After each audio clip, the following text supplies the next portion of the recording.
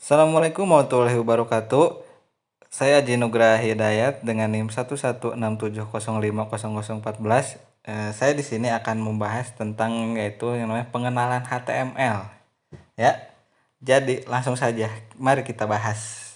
Oke, yang pertama apa itu HTML? Apa sih HTML gitu? Nah, sebelum itu kita akan berkenalan dulu nih dengan HTML nih ya. Nah, yang pertama yaitu dari pengertiannya dulu. Nah, untuk pengertiannya itu menurut Wikipedia, HTML adalah HTML atau Hypertext Markup Language merupakan sebuah bahasa markah untuk membuat halaman web. Jadi HTML itu terdiri dari dua ya. Yang pertama itu ada hypertext, kemudian ada yang namanya markup language. Nah, jadi paham kan di sini?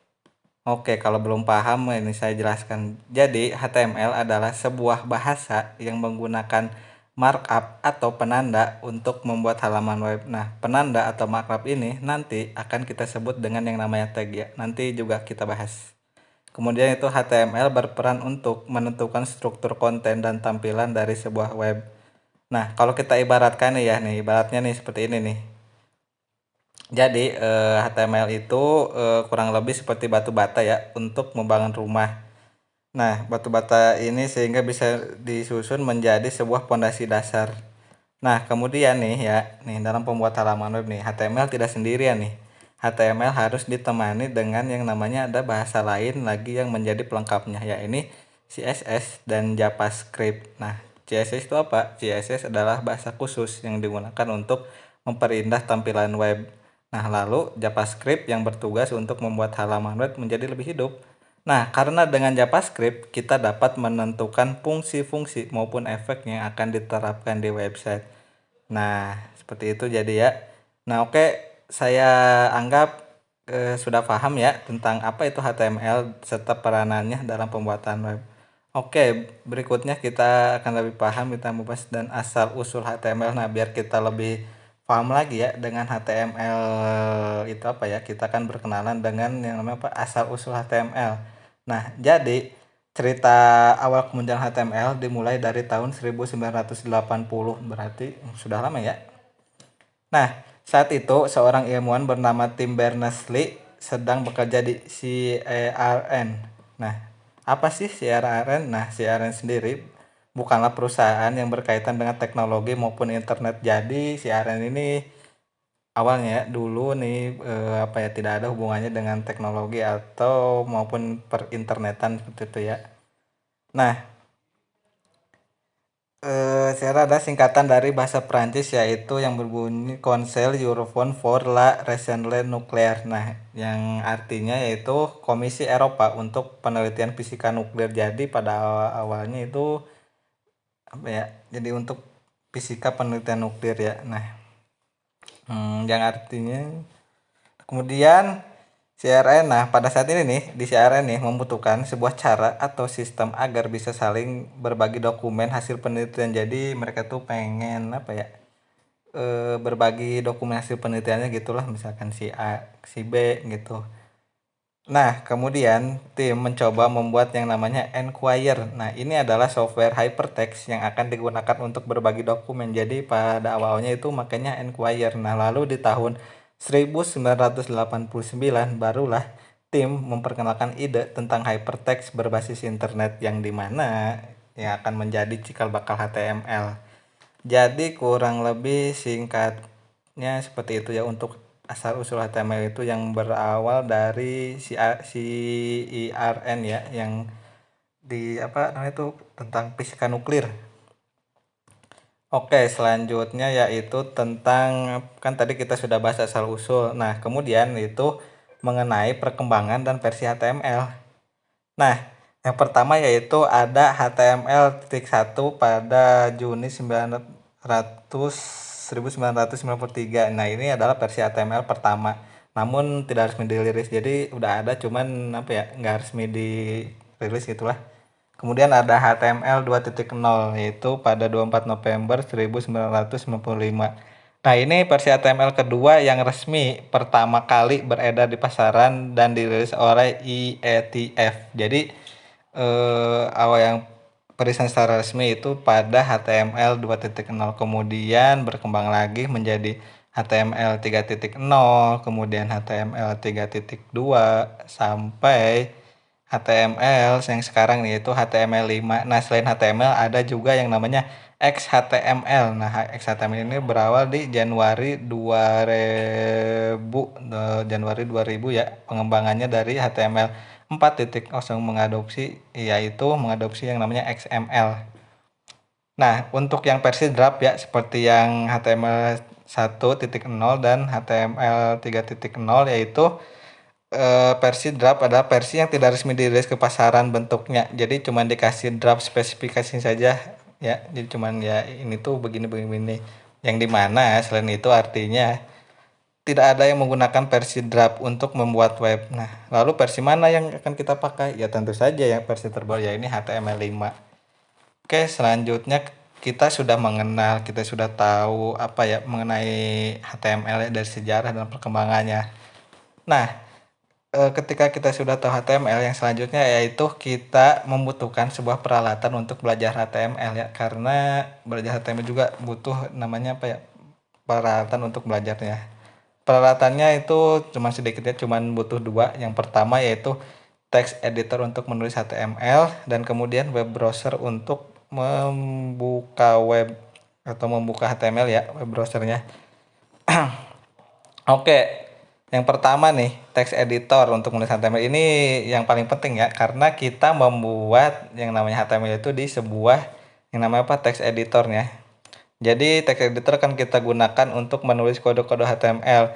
Kamu bebas menggunakan text editor apapun ya, boleh yang dari bawaan seperti Notepad atau mungkin yang lebih bagus ada Notepad++ atau juga boleh juga kalian yang apa menggunakan yang namanya yaitu Visual Code ya. Jadi sebenarnya apapun text editornya yang penting bisa digunakan untuk membuat dan menulis dokumen HTML ya. Dan selain itu juga untuk text editor ini disesuaikan dengan apa ya, spesifikasi device masing-masing, karena barangkali ada beberapa text editor yang mungkin kurang apa ya, kurang kompatibel dengan device tertentu. Oke, setelah kita punya text editor, kita bisa menulis HTML, kita membuat sebuah file HTML. Nah, kemudian kita juga butuh yang namanya web browser untuk membuka HTML. Jadi, karena HTML ini bisa dibilang apa ya, untuk membuat tampilan web ya. Jadi ya kita butuh yang namanya web atau web browsernya. Nah, web browser yang akan kita gunakan untuk membuka HTML, kamu juga bebas menggunakan web browser apapun seperti Chrome atau mungkin Opera atau Internet Explorer mungkin atau ya Mozilla paling. Nah, cuman saran saya gunakan web browser yang terbaru karena kita juga akan menggunakan HTML yang terbaru yaitu HTML5. Nah, seperti yang terbaru yaitu seperti Google Chrome atau Firefox. Oke, selanjutnya kita akan membahas. Nah, selanjutnya kita akan membahas tentang nama file untuk HTML. Nah, ini juga penting ya untuk apa ya? Untuk pembuatan si HTML itu sendiri. Nah, yang pertama yaitu ekstensi file HTML dan kedua yaitu nama khusus untuk config. Yang pertama, ekstensi file HTML. Nah, jadi setiap file HTML kita nih itu harus berekstensi .html atau .xhtml. Nah, ini untuk yang xhtml tadi ya. Nah, dan juga bisa .htm saja. Jika tidak menggunakan ekstensi ini maka ia tidak akan bisa dibaca oleh web browser. Contohnya seperti apa ya? Seperti misalkan .txt. Nah, itu nanti ketika dibuka atau setelah dikompil itu nanti ya pas munculnya ya cuman teks saja gitu. Jadi tidak berupa yang namanya HTML. Nah, jadi yang kedua yaitu nama khusus untuk homepage. Nah, selanjutnya itu jika kamu ingin membuat halaman untuk homepage, maka sebaiknya gunakan nama index.html karena ini akan otomatis dibuka saat website dikunjungi. Nah, contohnya nih, saat kamu membuka contoh saja nih misalkan www.aji.com gitu ya. Nah, maka file HTML yang akan dibuka adalah index.html yang berada di server misalkan server Aji gitu. Oke, selain itu juga ya ada beberapa hal sih yang apa ya, yang harus Berarti kan untuk apa ya? Untuk penulisan HTML ini seperti penggunaan spasi atau ya jangan alay juga gitu ya namanya itu. Nah, selanjutnya yaitu yang akan kita bahas adalah struktur dasar. Nah, kita langsung masuk ke struktur dasar nih ya. Kita kan sudah membahas HTML apa, sejarah gimana. Sekarang kita langsung masuk ke struktur nih. Jadi, struktur untuk pembuatan HTML-nya ya. Nah, untuk itu kita lihat nih. Nah, kita di sini kita kan bisa melihat nih ada yang namanya apa? Struktur HTML yang misalkan kita buat nih. Kita buat seperti ini misalkan nih ada doc type, ada HTML length, ada head, ada title, kemudian ada body. Nah, kemudian ada HTML lagi. Nah, ini kalian bisa lihat di sini nih. Ya. Nah, dari yang di atas ini ya. Nah, kalau apa ya? Kita perhatikan struktur dasar kode HTML terdiri dari 3 bagian yang penting yaitu deklarasi, bagian head dan bagian body.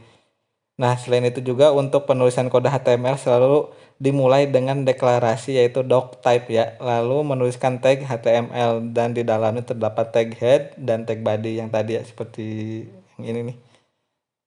Nah, oke, lanjut. Selanjutnya kita masuk ke penjelasan struktur HTML ya. Yang pertama yaitu yang paling penting ialah bagian deklarasi nih. Nah, berkaca pada apa namanya itu yang tadi ya, yang apa namanya tuh dengan yang tadi. Nah, kita bisa lihat di awal-awal itu pertama adalah yang namanya doc type HTML. Nah, ini adalah tag deklarasi untuk menyatakan type dokumen dan versinya. Nah, pada contoh di atas, nah kita menyatakan dokumen ini bertipe HTML dan versinya adalah HTML5. Nah, untuk selanjutnya, nah selain itu juga nih, apakah kita boleh menuliskan kode apa ya, menuliskan kode doctype HTML ini? Boleh-boleh saja. Nah, karena apa? Dokumennya akan tetap bisa dibuka di web browser, tapi ya tentunya akan melanggar aturan standar yang dibuat W3C ya. Oke, selanjutnya apa ya? Di bawah tag deklarasi doctype terdapat pembuka untuk HTML yang dimana itu adalah HTML length sama dengan IN ya. Nah, tag HTML wajib ya di setiap dokumen HTML karena apa ya? Untuk menunjukkan bahwa ini nih HTML. Nah, pada tag ini kita memberikan atribut length dan add. Nah, ini menyatakan kalau konten dokumen HTML ini akan menggunakan bahasa Inggris ya. Jadi saya tidak langsung ulang itu language, N-nya itu ya English gitu. Nah, di dalam tag HTML ini terdapat 2 tag penting lagi ya, ini tag head dan tag body. Seperti yang tadi ya, ada head sama body. Nah, setelah itu barulah berakhir dengan tag HTML ditutup dengan HTML. Jadi akan kita bikin tag HTML, tutup HTML, body tutup dengan body dan sebagainya. Jadi harus sama ya, soalnya kalau misalkan ininya beda nanti bakal error. Berlanjut kita ke yang namanya bagian head. Nah, bagian head atau bisa dibilangnya bagian kepala gitu. Nah, bagian head ini adalah bagian kepala dari HTML.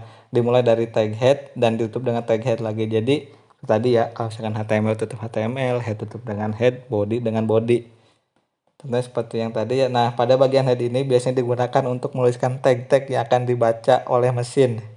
Biasanya ya, seperti misalkan kayak title gitu.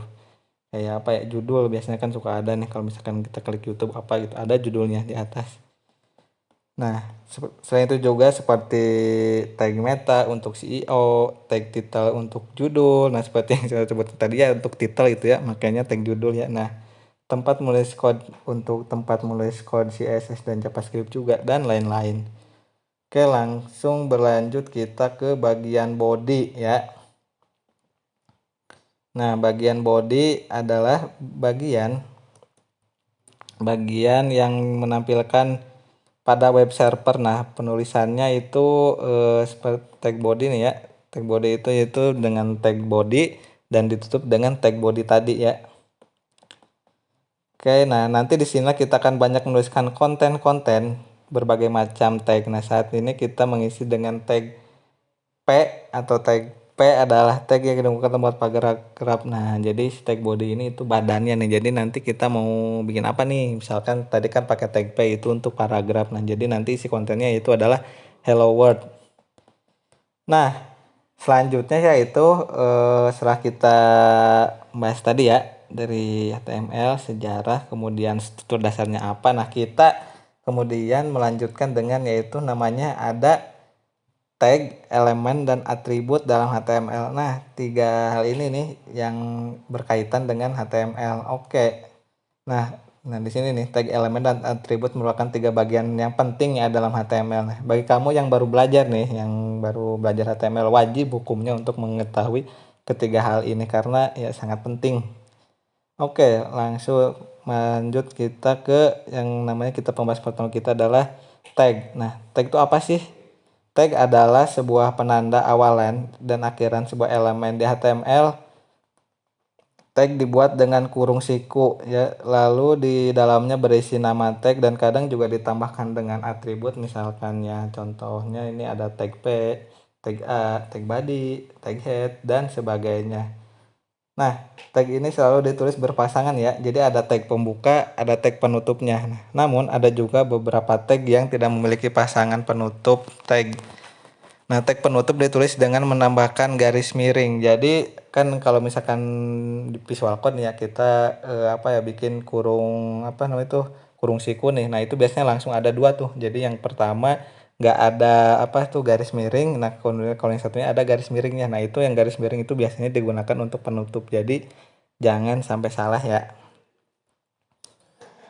Oke, kan buka judul, nah dan membuat link, seperti membuat paragraf, heading, dan lain-lain.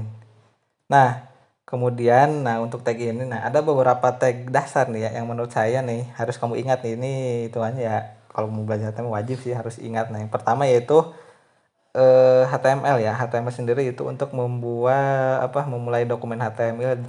Jadi kalau setiap membuat dokumen HTML itu pertama-tama dan yang paling utama itu adalah tag HTML ya, setelah doctype ya, setelah deklarasi nih. Nah, kemudian ada yang namanya head ya. Head adalah kepala. Nah, ini untuk membuat bagian head ya, atau bagian kepalanya nih. Nah, kemudian ada body. Nah, ini body untuk membuat bagian body. Maksudnya itu untuk mengisi apa ya? Kayak tadi misalkan contohnya mau bikin paragraf atau apalah gitu. Nah, kemudian ada yang namanya tag H1 sampai 6 ini maksudnya tuh tag heading ya, tag heading nih. Nah, untuk membuat heading pada misalkan kita bikin artikel, bikin judul nih, misalkan apa itu HTML. Nah, itu contohnya ya. Nah, kemudian selain itu juga ada yang P tadi nih udah kita bahas, yaitu membuat yang namanya paragraf.